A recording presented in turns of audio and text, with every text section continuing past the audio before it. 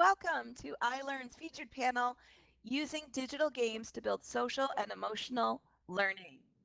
I'm going to hand it over to Nandini Chatterjee. Thank you so much, Heather, and hello, everybody. My name is Nandini Chatterjee Singh, and I come to you from the Mahatma Gandhi Institute of Education for Peace and Sustainable Development in New Delhi. I have with me two young colleagues, Vignesh Mukund and Anurati Srivastava, and we will do this presentation together on how to build and cultivate social and emotional learning skills, which are so important in today's day and age in young children and young people. Okay. You could go to the next slide, Vignesh. So just as we get going, and I can assure you that today's presentation is going to be a great opportunity to try and test how much social and emotional learning we have cultivated ourselves today as we navigate new territory in bringing this presentation to you. I'm not able to see the next slide yet, but I'm hoping you can.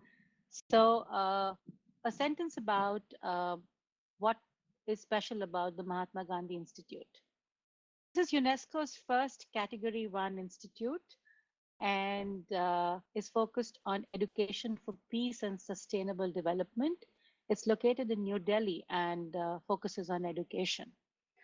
I still can't see first slide, Vignesh. In case there is a way that you could change that. Can you see it now? Nope.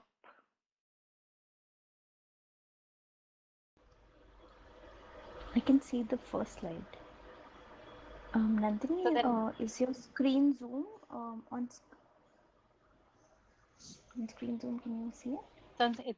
no, I can't see it yet, but hopefully it'll come by, and I'm hoping the others can see it. And I have faith and trust, two qualities that we will talk a little bit about today. So I will trust Vignesh and Anurati and tell you a little more about MGIEP, as we call ourselves. This is UNESCO's first Category 1 institute, like I told you, and it focuses on building social and emotional learning. And our mandate is to mainstream social and emotional learning in education systems. And in an attempt to make it available to people across the world, we try and do it through digital pedagogies. Okay. We have three main programs around which this happens. So we do it through school education, which is K-12. I can finally see slide 1. We do it through very interesting youth programs for youngsters between 18 and 35. And then we take the findings from our research and try and bring them to policy so that policymakers can try and bring in the changes that we are mandating in education systems. And to zero in on what our real focus is to try and transform the purpose of education from building human capital for just economic growth to one for human flourishing, where human beings may thrive and flourish. And this is in consonance with SDG 4.7. So the Sustainable Development Goals of UNESCO, there's one on education, which is Goal 4, and Target 7 of that goal focuses on building peaceful and sustainable societies. And we are at that interesting stage in terms of understanding, learning, and human behavior, because we know so much about the human brain. Okay? And for the first time in history, we are now poised to be able to chart out the futures that we might want to live in. Okay? So far, human beings have reacted to what the world has asked of them. But today we understand enough about human beings and their behaviors to be able to try and cultivate behavior so that we may all live together peacefully and sustainably. And that's what the purpose of all the education system changes that we are seeking to make. So Vignesh, if we could go to the next slide. So two important principles that are going to be important today is our neuroplasticity, the ability of the brain to be trained. Okay. So the brain works pretty much like a muscle. Okay. And the whole notion is how can we train the brain so that behavior not only cultivates learning for to make good decisions, which involve emotions too. And so if you look at the left of the slide, you will see that the human brain comprises of the prefrontal cortex, which is a large section of the neocortex or the new brain, and the limbic system or the emotional brain. And what we have learned from the neurosciences are is all decision making is a combination of cognitive skills, that is higher order thinking, and emotion. Yet schools today do not teach you how to manage your emotions, how to regulate your emotions, how not to engage in stereotypic behavior. Now that we know that the emotional brain can be trained just as the cognitive brain, what we are purposing to do is to bring in this social and emotional learning into education systems. Students can be trained to be able to manage themselves much better and to be able to take decisions in society such that they not only seek to flourish themselves, also seek flourishing of the other. Because if there's one thing that we have learned, and COVID-19 crisis has been a great example for that, is how interconnected we are as a system. So in short, what I'm trying to tell you is we can now train the brain so that we can behave the way we would want societies and peaceful planets to look like. Can we go to the next slide?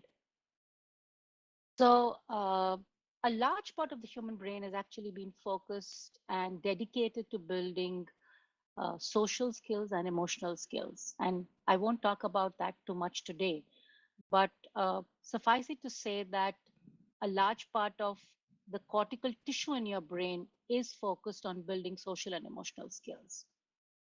So if I were to define social and emotional skills, you want to be able to identify and navigate emotions, practice mindful engagement, and exhibit pro-social behavior. And by pro-social behavior, we are talking of an ability to be kind and compassionate without expecting a reward in return. So as human beings, we practice pro-sociality. And this is so that we may enable human flourishing and finally live together in a peaceful and sustainable society. We go to the next slide, Vignesh. So MGIP has come up with a framework on how we might mandate social and emotional learning. Okay.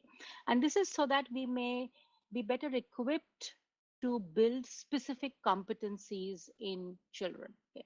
And competencies are often governed by the kind of measures that we can do to assess them. Okay. So in this case, we are talking about four specific competencies, also called EMC square. And I'm sure Einstein would have loved what EMC square stands for in this context. And that's to build empathy, mindfulness, compassion, and critical inquiry. Okay. And when we are talking about empathy, we're talking about trying to not only understand the feelings of the other, which is also called cognitive empathy, but affective empathy is trying to put ourselves in the shoes of the other. Similarly, in the context of mindfulness, we're looking at paying attention because without attention, without being in the moment, can't really take the right decision.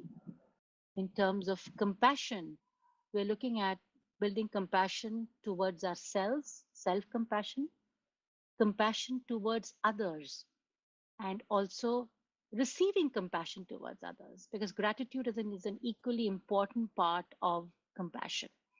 And what's been very encouraging has been the fact that all of these factors have known to build not only positive emotions, but resilience in individuals. And finally, in order to tie this whole thing together, is critical inquiry, the ability to take the right decisions when you are exercising E, M, and C. That's what puts together empathy, mindfulness, compassion, and critical inquiry. And what Vignesh and Anurati will tell you over the next few slides is why games and play are so beautifully poised to be able to build such competencies in young adults, in young children, and in adults. Over to you, Vignesh. Thank you, Nandini. Hello, everyone. From SEL over to Play. Just a bit about me first. My name is Vignesh, and I'm a digital pedagogy designer in the Games for Learning team at MGIEP. So basically, what I do is I play a lot of games and I create courses around it to teach social emotional skills and critical inquiry to adolescent learners. Yeah, 14-year-old me would be really proud of it. So over to Play now. You've undoubtedly seen the offsprings of many mammals engage in play, from the little kitten to a puppy, the human baby who inserts a fork into the power outlet. These mammals play wrestling. They all seem to enjoy it and they all seem to be naturally hardwired for it. But uh, why has natural selection promoted a behavior that seems um, purposeless in the grand scheme of things? So, over the past several decades, question has attracted the attention of several philosophers and researchers, particularly from the fields of child development and psychology. And we now believe that play is a natural feature, a natural mechanism for us to acquire new knowledge about our surroundings and behavior. So it helps us practice some essential survival and reproduction skills, and also by interacting with our surroundings and learning how these objects in our surroundings interact between themselves, it helps us generate useful creations. Both of these are the learning of cognitive skills. At the same time, play also allows us to practice coping physically and emotionally, and it enables cooperation between individuals of a species, which are arguably essential social emotional skills that we require. And so here's this innate mechanism for us to learn all of the essential skills that are required for human flourishing and for this human growth. So why haven't we co-opted play as a mechanism on a larger scale? Well, in fact, we have, but just not specifically for the purposes of learning. Right now, if you look at a very well-designed digital game, uh, it is the ideal learning environment. So a player within a digital game is motivated by mastery, and the game rewards them problem solving. So the more time you spend and invest in a digital game, the better you get at it, and the game keeps you captured. Your attention is captured, and you keep wanting to play the game as long as you can. And within games, failure is not permanent. Every fail state is considered a step to learning. Now, the way games are designed today, they are focused on the game world. There might be certain things within games that could be transferred outside the virtual world, but most of these games are designed, and the players, when they spend time within games, get better at the game itself. What we do to now explicitly transfer the learnings that a player acquires within the game to the real world? So I hand it over to Anurati now. Thank you so much, Vignesh. Hi everyone, I am Anurati and I'm a learning experience designer at the Games for Learning team at UNESCO MGIP. And now my virtual avatar must be waving to all of you. I've been working at the intersection of product slash game design, education, and technology for about 5 years now. And I'm so glad to be here and be a part of this virtual campus and conference. So now that we've understood the relevance of social emotional learning and the importance of play, let's talk a little bit about the big question. What is exactly a game-based course? And what exactly a game-based course at MGIP, what does it mean? So game-based course at MGIP leverages the narrative of the video game and uses the video game as the central text. Vignesh, if you could move to the next slide, please. Yeah. Think of the analogy that in a classroom we might use a textbook to learn.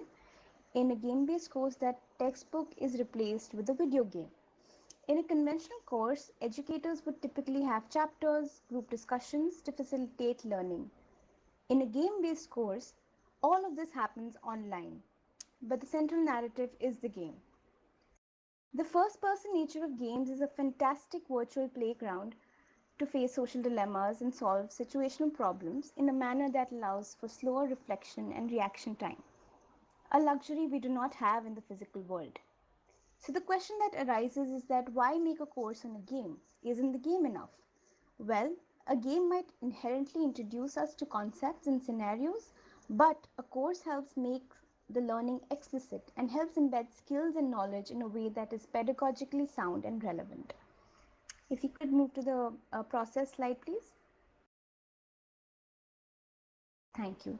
So, uh, at, so we've designed a four-step process that helps us understand the creation of a game-based course and how educators all over the world can use games to promote learning or facilitate learning within the classroom. So the first step is the selection of the game. We look for certain themes within games that we are trying to teach. It may be based on two broad themes of learning. One is the knowledge competency that is imparted to the learner based on the context, story, and mechanics of the game. For example, sustainability or mathematics or global citizenship. And the second is the social emotional competency. We use the EMC square framework that Nandini talked about to find the potential of a game to help teach empathy, mindfulness, compassion, or critical inquiry. The second step here is the identification of learning outcomes. One of the ways we do this is by conducting co-design workshops with the target age group of learners, say of at least 5 people, to understand whether your envisioned themes are being picked up by the target audience. Third comes the identification of pause points. Think of these pause points as chapters in a textbook. And these are inflection points where you pull the user outside a game and into the game-based course. It allows the learner to reflect on some scenarios in the game, discuss it with their peers, inquire into the context or story of the game. These pause points help educators to set the pace for learning and facilitate peer-to-peer learning. The final step is the integration of instructional activities that embed components of reflection, inquiry, dialogue, storytelling, and gamification within the course, and make the digital pedagogy aspect of it playful, meaningful for all of the learners. So, Vignesh, can we move to the next slide, please? All of our game-based courses are hosted on a learning management system known as FramerSpace.com. So this platform allows for both course creation and course delivery. It is a GDPR compliant AI-backed learning platform. It is multimodal in nature and allows for digital courses to embed audio visuals, playful activities, comic strips, animated narratives, subjective and objective response type questions, and more. Please visit the link shown on screen to register and gain access to not just game-based courses at MGIP, but all of the courses created at the Institute. Vignesh, if you could move to the next slide. Right. So on screen, you see the images of two games.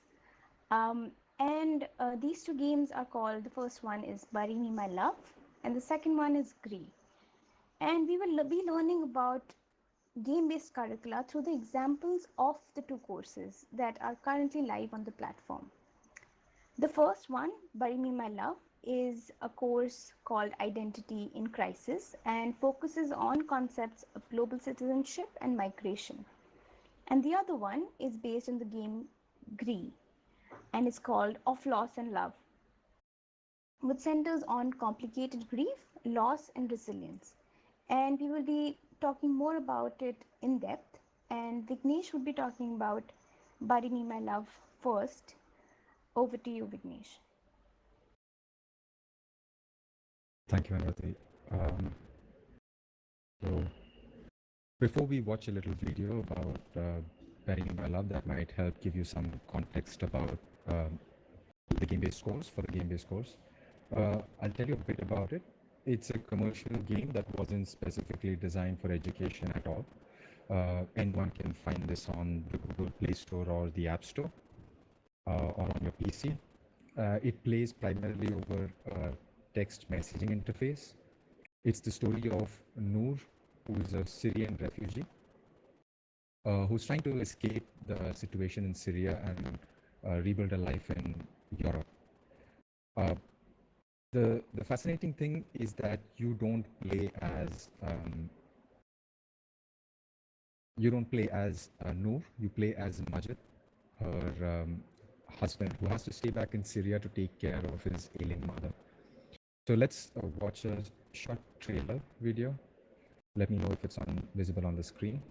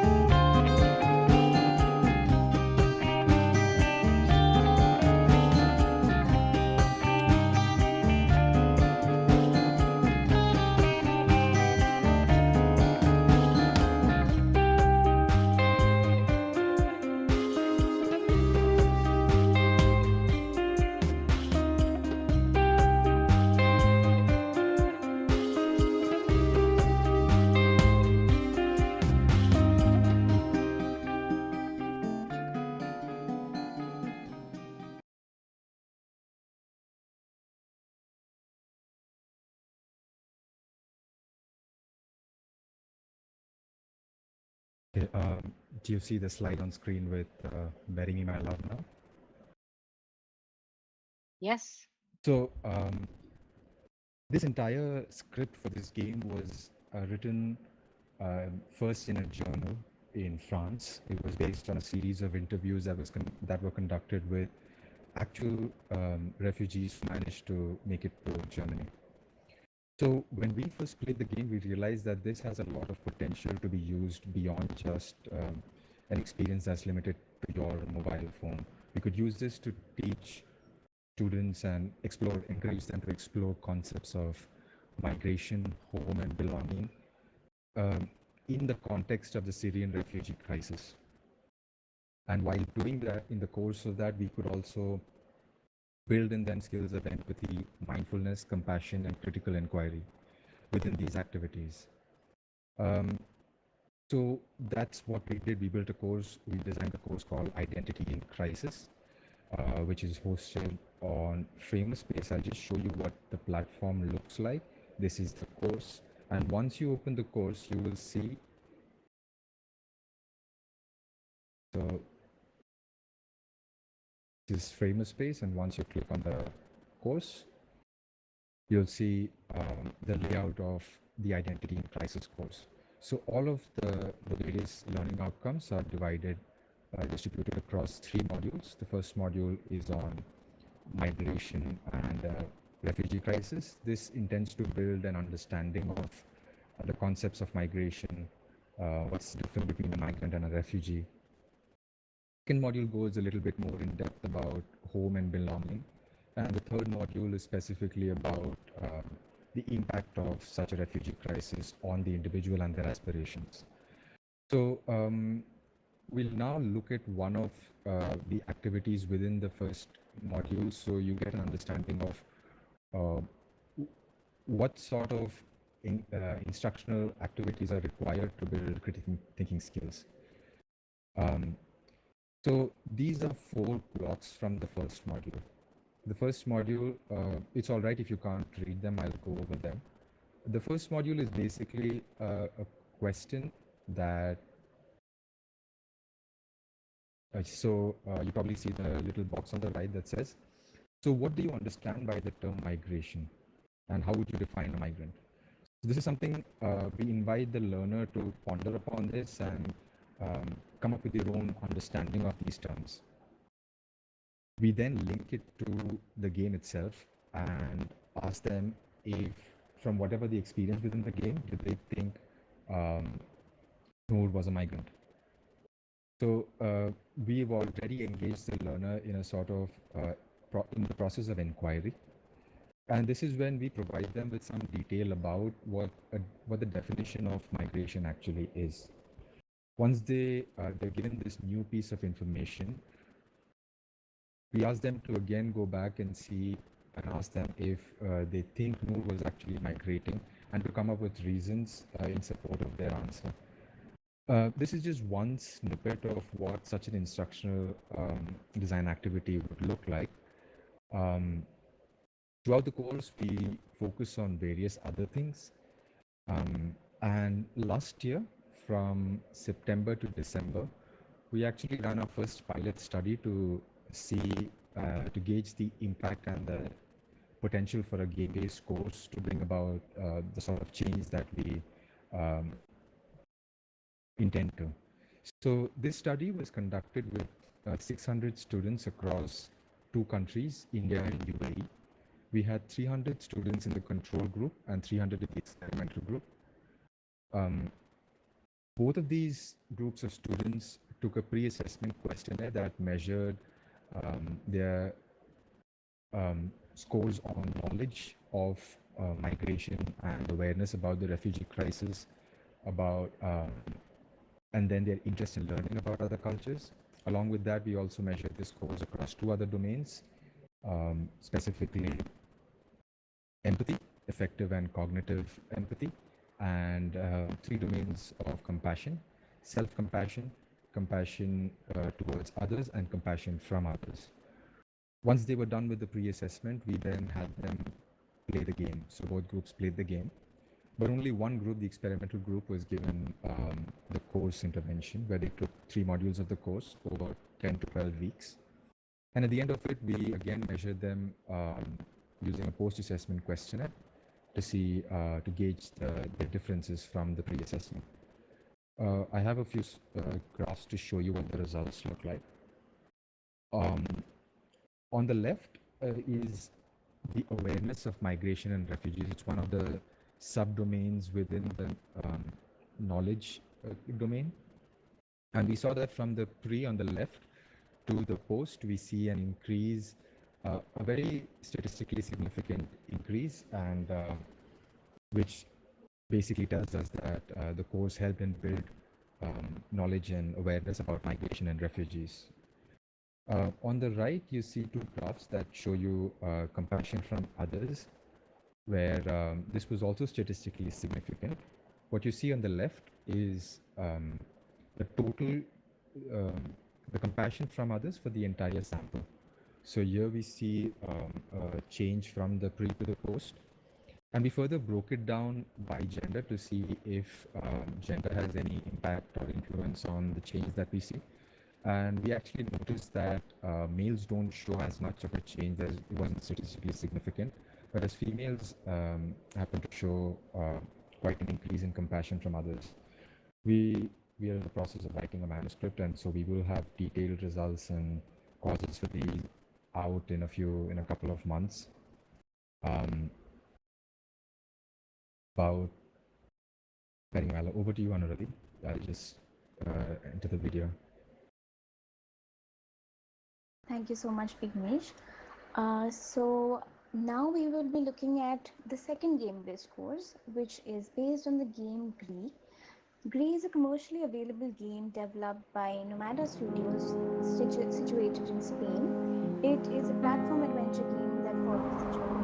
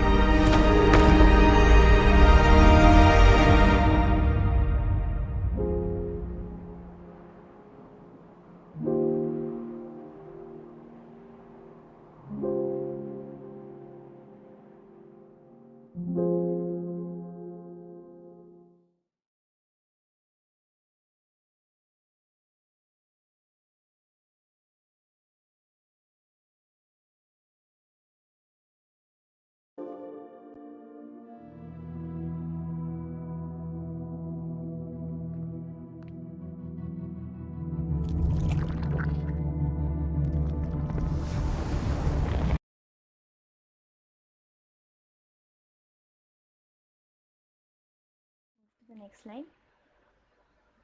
Thank you.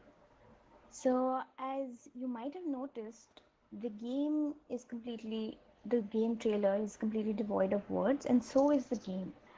All the emotions of the protagonist within the game are communicated through visuals, symbols, and music. In the game, we follow the girl as she navigates the experience of some kind of unnamed loss, which is not verbalized. And over the course of the levels, she emerges with strengthened hope. With the game, we saw a wonderful opportunity to help deal with or help talk about the extremely sensitive topic of grief and how it impacts, how the impacts of loss can be ambiguous and can be have emotions that are wide on the spectrum. The course on this game is called Of Loss in Love.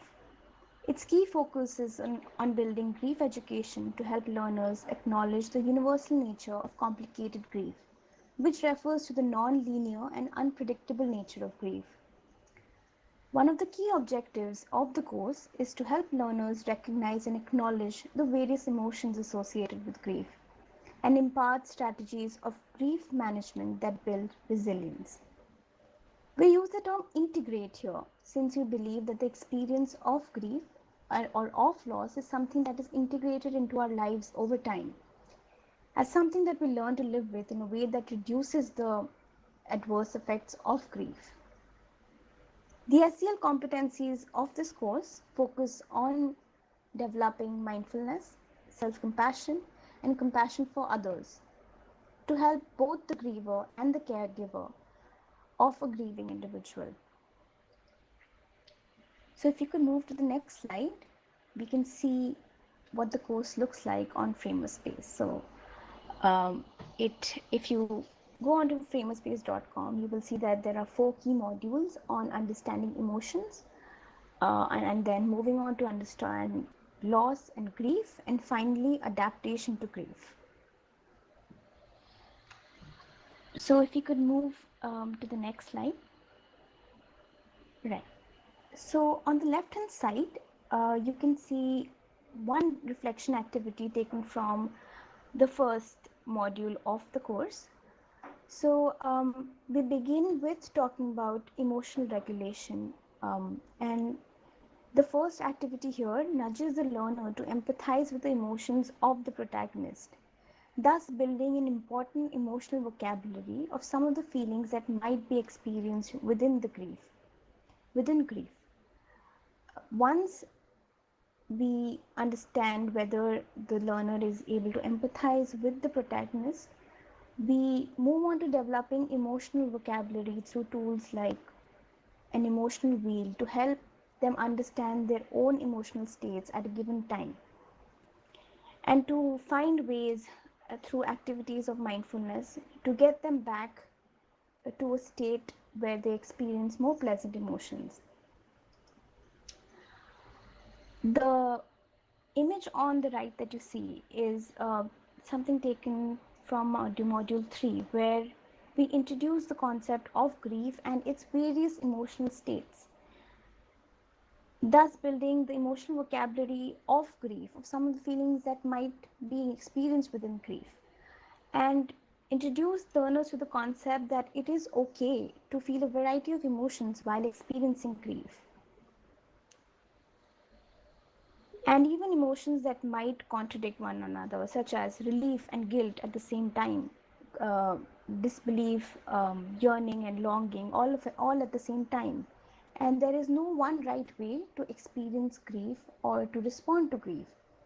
And the universal nature of grief is ambiguous, and it's okay to acknowledge some of these emotions. So that sets the foundation of the course. If you move on to the next slide, we see a few cards here, and they spell out healing. So these cards introduce the learner to coping strategies, and here you see about 7 of them, but we have about 40 healing cards that the user unlocks through the duration of the course as they move ahead and learn about the different strategies, emotional management techniques. They unlock some of these cards that help people help you, or are just reminders that reminders about the experience of grief and what may be associated with it. These strategies have been developed by Dr. Catherine Shear from Center of Complicated Grief, situated in Columbia University, who has been our guide and mentor for the course. And yeah, and we are very grateful for her support for the development of this course. So if you move on to the next slide, this is something that is taken from the last module of the course, which lays out the landscape of complicated grief for the learners in a way that enhances their emotional literacy skills, that helps them move towards self-acceptance. We also provide them with reflective activities that build self-compassion and hope. This is actually interactive in nature. So if you would go on to FramerSpace.com and experience the course for yourself, that would be the best way to consume the course. But the prompt that you see at the bottom, which says write a letter to your future self, and which encourages learners to reflect on what they like about themselves in the present moment, such as what are you most proud of in the past year, what were some of the events of the past year, what are your favorite things or your least favorite things. And these are activities to imbibe a certain amount of self-compassion for the learners, and also to hold a few wishes for themselves in the future and build hope for themselves. So we will be piloting the course with a small group of teachers and educators. And if you wish to participate as a learner, anybody over the age of 18 can take this course. Please email me at a.srivastava@unesco.org. The the text, the link, the email ID you can see on the top right of the screen, and I will be happy to get back to you with more details.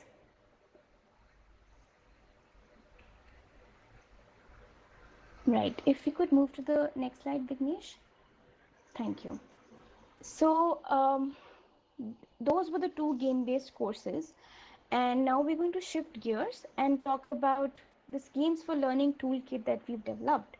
So this is an online course made specifically for educators who wish to use game-based learning within their classroom, either design game-based learning or facilitate game-based learning. And it has a lot of the approaches, processes, and techniques, and introduces them to educators in a sequential manner, where we talk about play, video games, social emotional learning, and finally the logistics of implementation. It is a freely available 16-hour self-paced course to enable educators to design courses. Please register yourself on the course at FramerSpace.com to have a look at the course yourself. Yeah, thank you. Now Vignesh will take over. So along with this, we are also running a very interesting challenge for the youth from, unfortunately, only from South Asia, Southeast Asia at the moment. It's called the Digital Games for Peace project.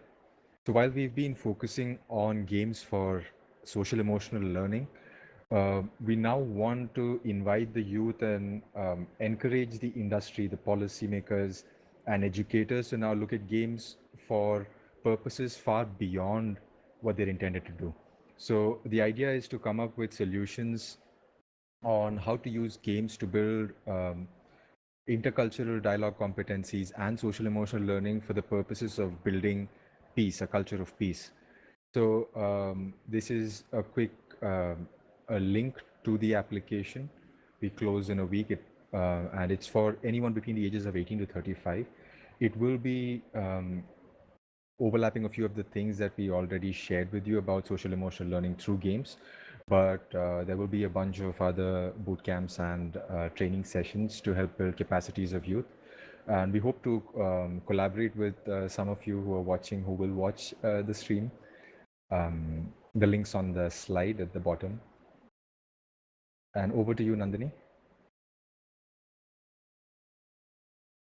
Thanks, Vignesh. So just to bring this back a full circle, I hope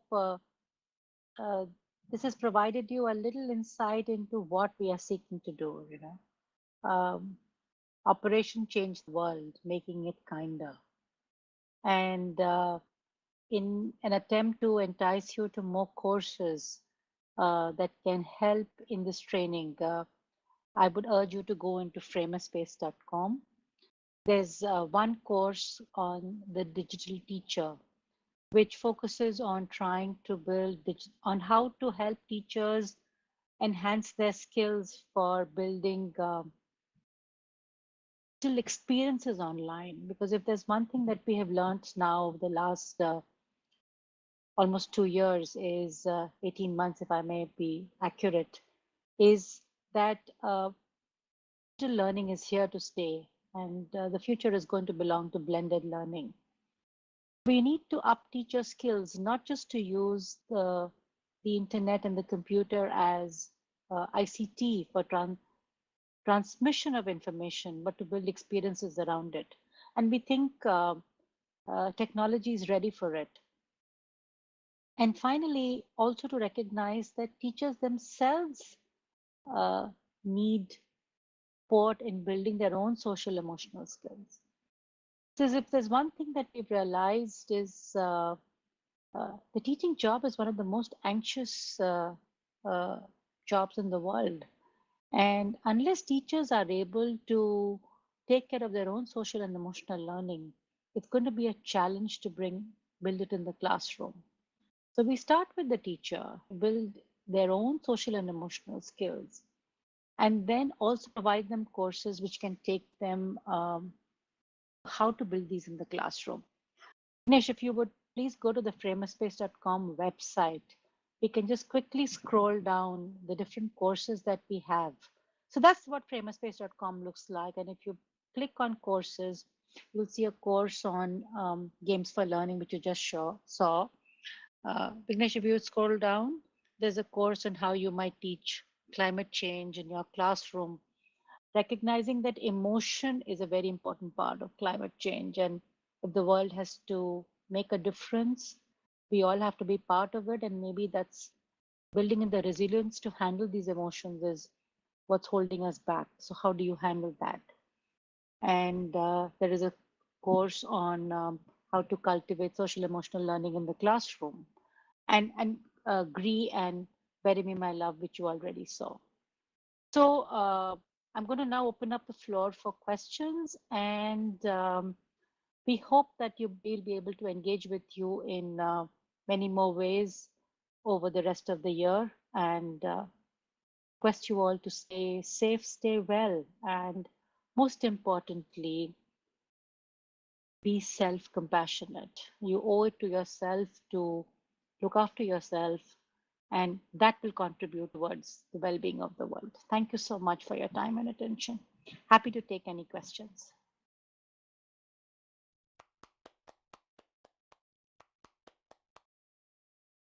Oh, I could probably applaud for the next 10 minutes straight. That's so sweet, Heather.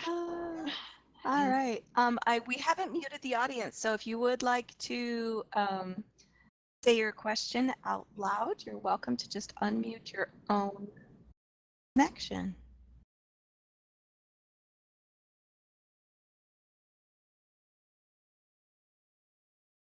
Wondering whether Karen has a question. Yes, well, I'd like to start with a comment, and that is that this is just a wonderful project, and the materials are beautiful, and as Heather said in the chat, so well designed, and so was your presentation here, your materials and the way you organized it, and so I just want to commend you for everything that you've presented to us today. And so with the understanding that these games that you showed us are designed for teachers to help promote their social emotional learning, are there, and as I understand it, FramerSpace is designed to allow teachers to create their own experiences to use in the classroom, if I'm correct. And I wondered about, and maybe this is just up to the individual teacher or person developing the game, but I was wondering about people who have challenges with reading and writing, and developing materials for them. Could you comment on that?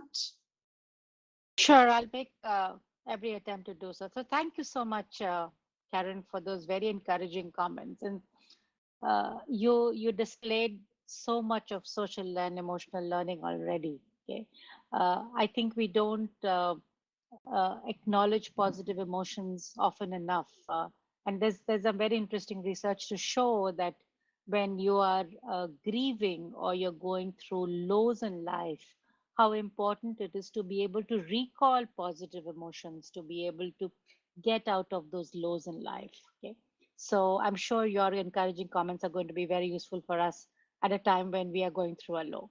Coming back to your question on games.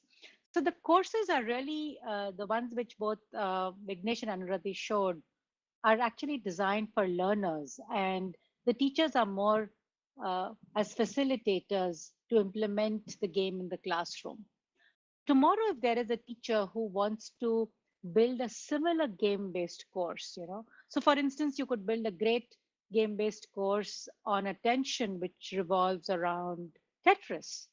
Okay, and the game-based toolkit is an attempt to try and equip a teacher to be able to create such a course. What are the components that the teacher needs to put in?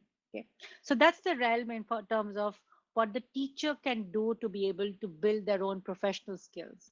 But the courses that we have designed are really for uh, learners between the ages of, say, 16 to 18 years or 16 years and above, as they set out to navigate the world, and the game sort of provides a playground to be able to practice your social and emotional skills and enhance them before you head out into the real world. And coming back to reading and writing, something that's very close to my own heart because I have a great interest in dyslexia and autism both. It is absolutely possible to use a game-based approach to be able to build and address challenges of both reading and writing. And I'd be happy to discuss this further. But what we do know is the challenges in reading and writing both also have a lot of anxiety associated with them. So if there are ways that we can find for students to be able to address and recognize that anxiety and provide them strategies on how to cope with them. Okay. And these are very well rooted in neuroscience because these are what we call practices of procedural learning. You learn to brush your teeth every day. If we are able to empower children uh, in ways that they can find strategies whenever they are anxious or they are low, which can pull them out so that can go back and sort of bounce back. Those are the activities that we are trying to build in through social and emotional learning. And the beauty is that they are physiological in nature. You can recognize if you just pause enough and stay connected with yourself, you can recognize your body telling you, your heart rate increases, your palms become sweaty, your pitch increases. So if you're just connected with yourself and you build self-awareness, you're able to recognize uh, that you are going to be facing anxiety and put into place strategies to cope with that anxiety. And if you're able to do that, then you can actually go ahead and address the challenge and sort of meet it head on. And that's the support we are trying to provide. I don't know whether that answered some of your questions, but I'm happy to take this further at a later stage if you need to.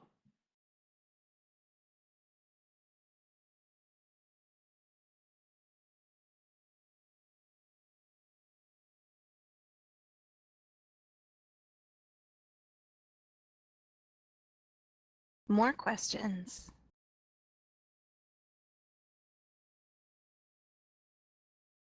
Okay, since there isn't one, I'm going to tuck one in, one little question in our last few minutes together.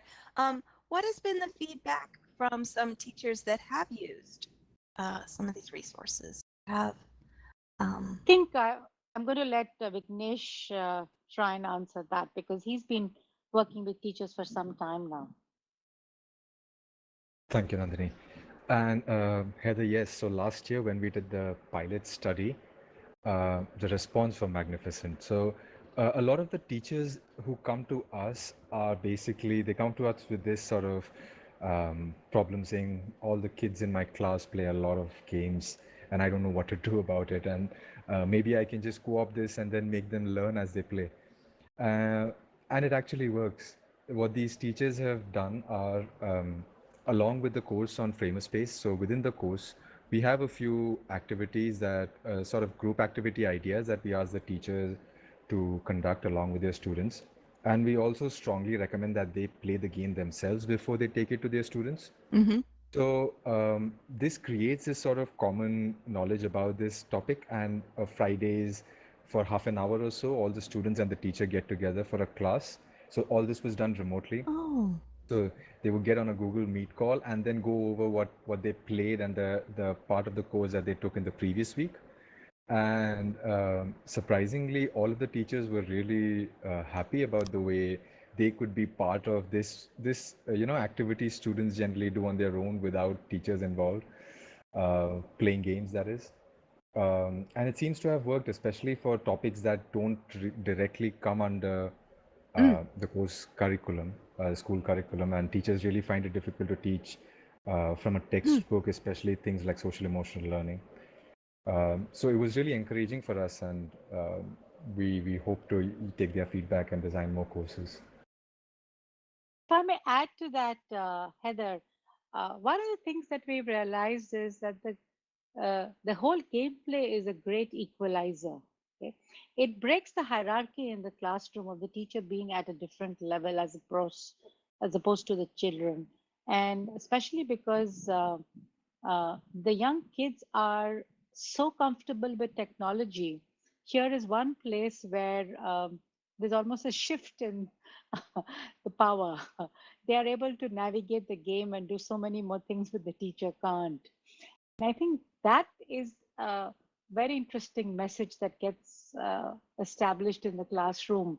And it's something we want to encourage even further, that learning should become a process more of change and learning together rather than one person being at a pedestal versus the other. It's the moment you are able to do that, it's almost as if some shackles break and people are so much happier to learn together. Very interesting. So I didn't expect that answer actually. So that's really great. I actually thought perhaps the entry point for teachers to engage in this is they would be like, oh, I definitely need some learning in socio emotional learning aspects. I need that. I need it now. I need it yesterday.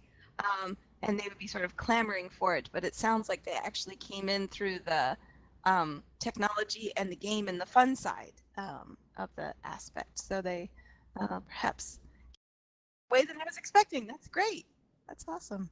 All right. Thank you. One last shout for questions, and then I'm going to wrap our session. All right, folks are typing their thank yous in the chat, and I join them. Maybe we can have some clapping from the audience. F4 on your keyboard is clapping. Thank you very much to Nandini, Vignesh, and Anurati coming in and helping us with this topic this morning and doing a great presentation. I'm going to wrap. The main event has finished. We're going to stick around for a few minutes just to keep chatting, but the live stream will now close. Thank you again to our videographers, Tony Cube Studios, and the YouTube audience. Go ahead and end the recording. Thank you.